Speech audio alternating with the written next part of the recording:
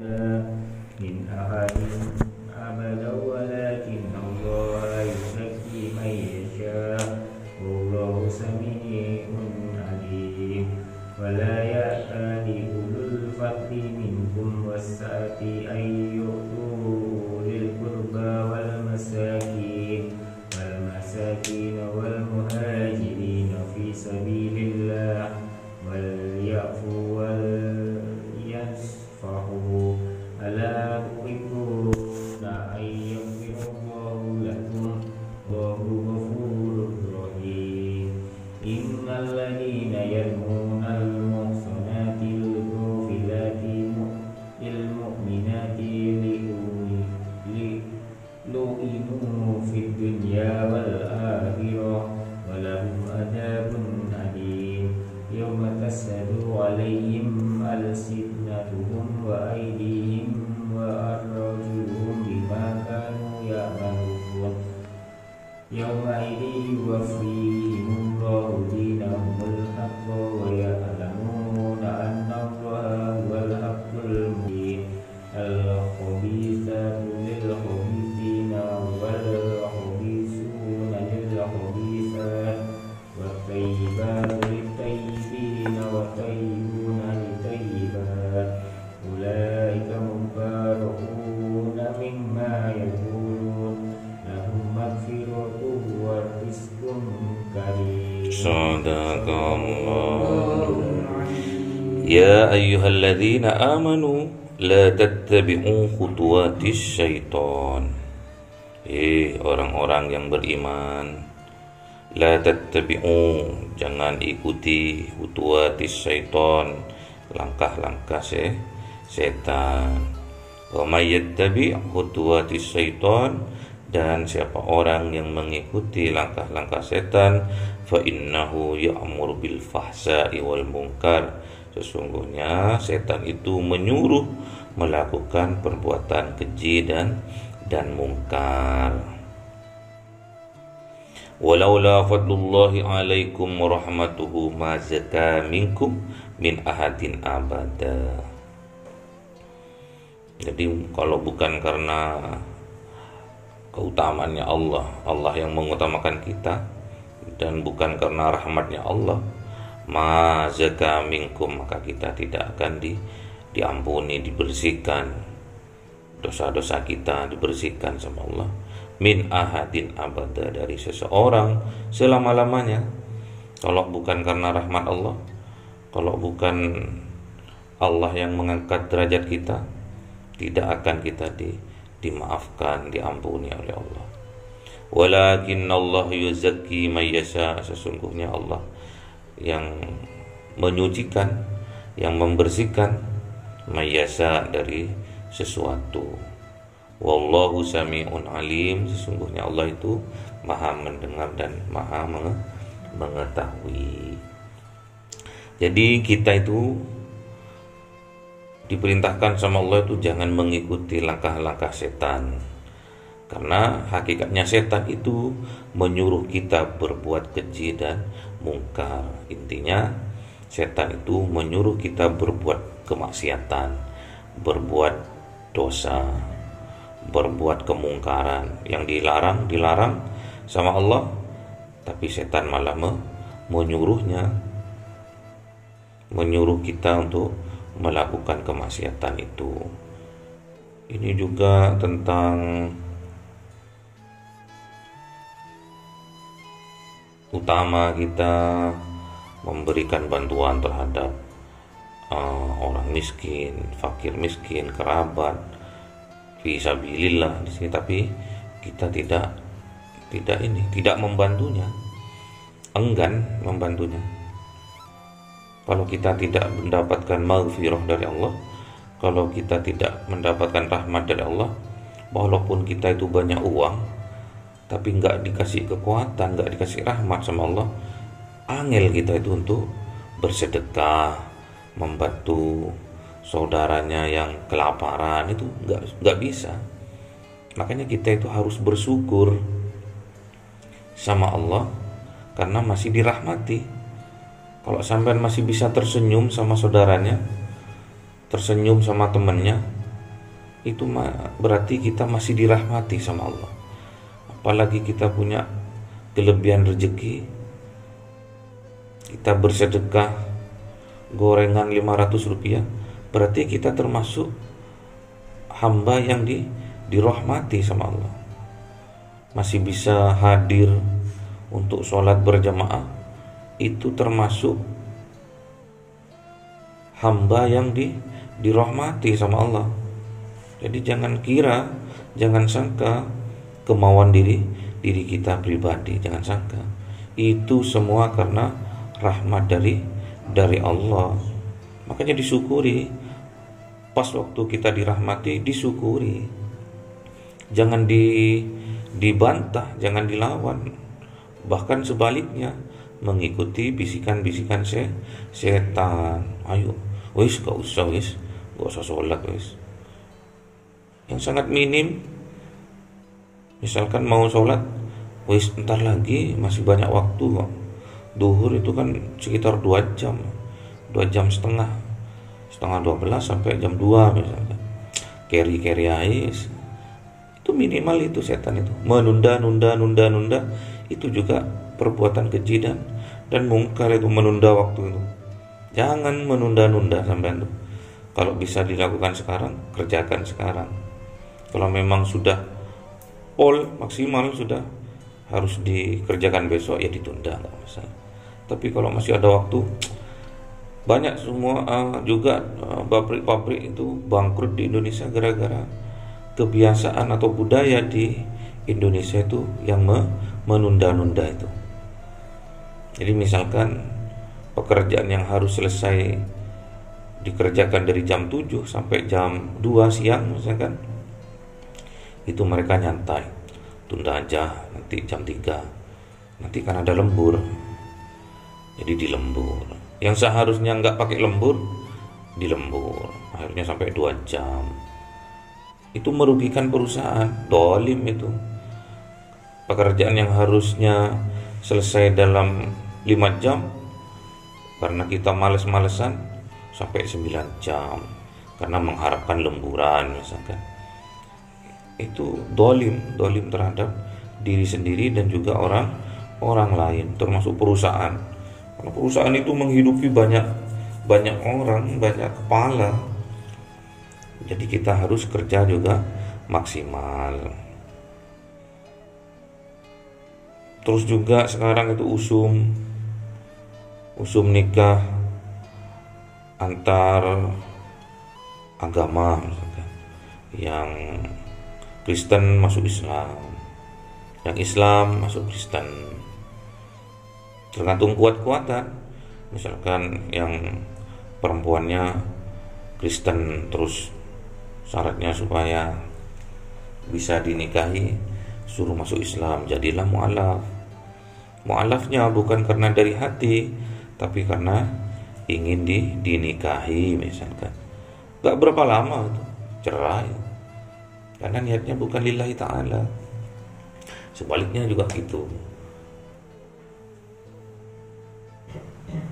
Yang Islam masuk Kristen banyak.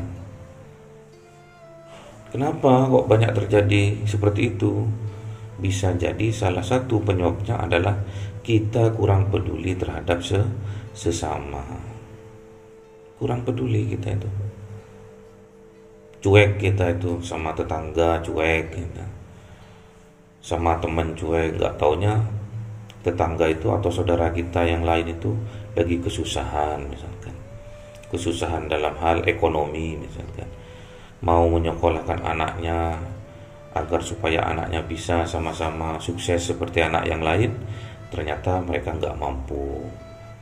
Terus ujuk-ujuk datang bantuan dari gereja. Wis anakmu wis tak sekolah wis tak kasih beasiswa asal, nah itu sudah ada syaratnya, asal masuk Kristen misalnya, asal masuk Buddha misalnya, tak sekolahkan wis sampai kuliah wis biar jadi orang. Loh, itu bentuk peduli sebetulnya. Sedangkan kita sesama muslim kadang cuek, kadang juga tidak akur, kadang juga bermusuhan. Gimana kita mau peduli? Gak bisa.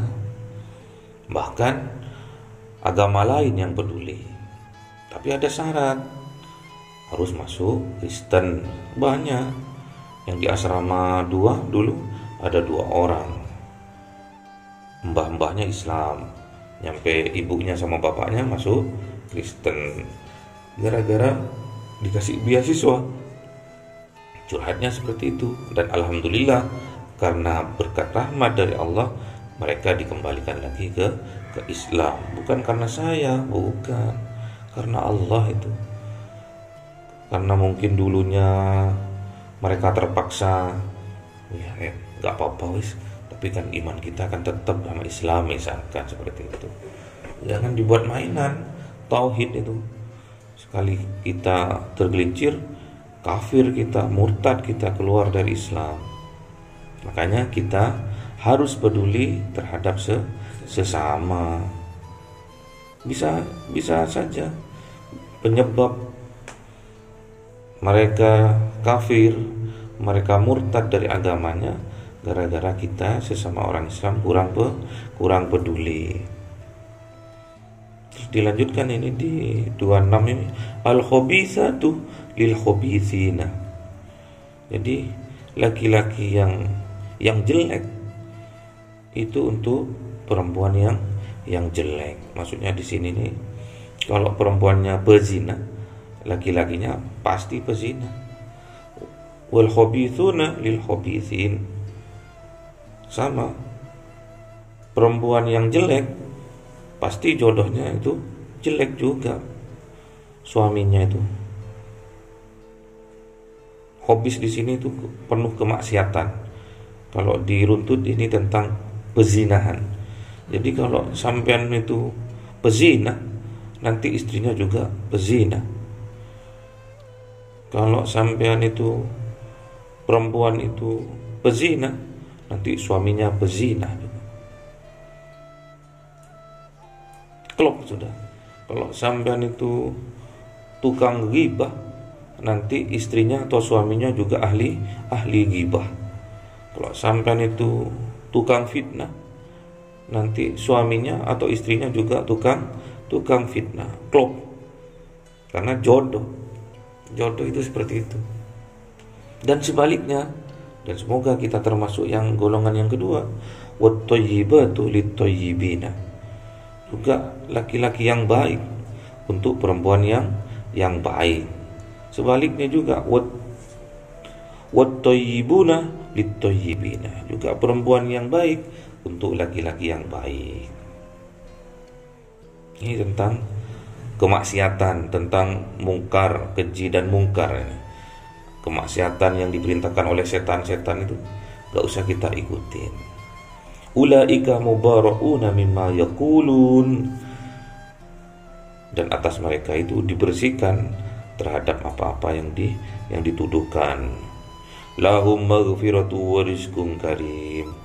Dan mereka yang sudah bertobat, sudah insaf dan terus kembali ke jalan Allah, maka Allah lahum maghfirah, bagi mereka ampunan dari Allah, wa rizqun karim, dan akan mendapatkan rezeki yang agung, maksudnya masuk surga. Semoga kita termasuk orang hamba yang mendapatkan maghfirah dari Allah dan besok masuk surga tanpa hisab. Gitu. Jangan tutupi hati kepedulian kita terhadap sesama, walaupun itu kecil, minimal bertanya kabar sama temennya. Lama nggak jumpa, gimana kabarnya? Curhat misalkan, pasang kuping sampean, jembarkan dada sampean. Gak masalah sampean hanya menjadi pendengar, keluh kesahnya belum bisa bantu, gak masalah. Sampean bantu hanya mendengarkan saja, gak masalah.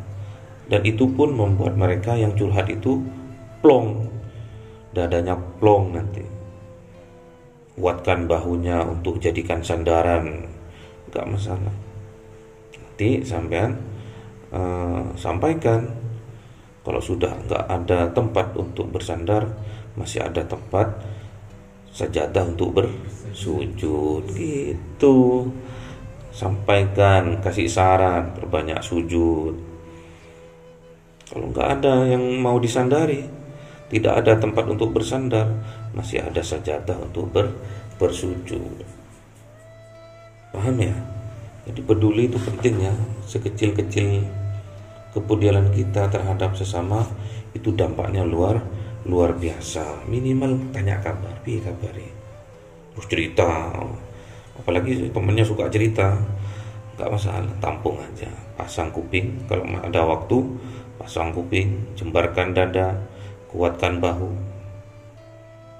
Itu peribahasa, maksudnya kita peduli. Kalau kita ada kemampuan, katanya hadis arba'in kemarin, ada kemampuan, misalkan temannya punya hutang 500.000, kita bantu misalkan 50.000.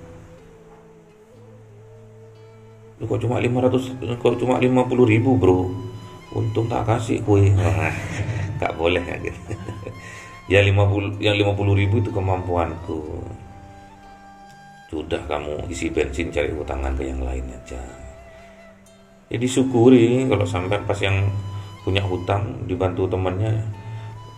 Pertama yang harus kita ucapkan terima kasih, alhamdulillah, terima kasih ya bro. Tapi kok cuma 50.000 bro. Gak boleh ya, syukur. Kecewa nanti yang ini, udah dibantu si minta lebih, udah dikasih hati, minta rempel loh juga nggak boleh. Makanya kita kalau bantu temannya itu semampu kita mampunya 50.000, 10.000 kasihkan aja, nggak usah dihutangi. Temannya itu nggak usah dihutangi, kasih aja kalau kita mampu. Apalagi dia punya utang 500.000 misalkan, berat bagi dia, berat bagi kita enggak, misalkan. Tapi kan kita harus peduli kemampuannya dia, penghasilannya dia dari apa gitu kan. Atau mungkin dia masih kuliah, nggak belum kerja, nggak punya pekerjaan, masih nganggur, masih gitu. Bentuk peduli kita ya seperti itu. Loh, kok nggak makan? Terus nggak punya uang ini nih, beli pecel sana gitu, kasih 5.000. Nah, kok usah kasih 10.000. 10.000 berdua untuk aku, nggak masalah. Bentuk peduli, jadi kita harus peduli. Bisa aja karena ketidakpedulian kita terhadap sesama menyebabkan orang itu kafir, menyebabkan orang itu terjerumus ke lembah kenistaan misalkan. Bisa aja ya teman perempuannya sampean nanti jual diri karena nggak ada yang mau dimakan, nggak ada yang mau dibuat bayar SPP. Makanya bentuk peduli luar biasa. Sampean punya teman perempuan cantik lagi, kenapa? Tanyakan, SPP ku bulan ini belum bayar. Ayo ke Pak Kos dulu. Kenalkan sama bapak, gak masalah. Siapa tahu bapak bisa bantu kan gitu kan. Paham ya? Allahumma rahamna bil waj'alhu lana imama wa nur wa huda wa rahmah. Allahumma dzakirna minhuma wa 'allimna minhuma jahilna warzuqna tilawatahu ana al-laili wa atraf waj'alhu lana hujjatan ya rabbal alamin.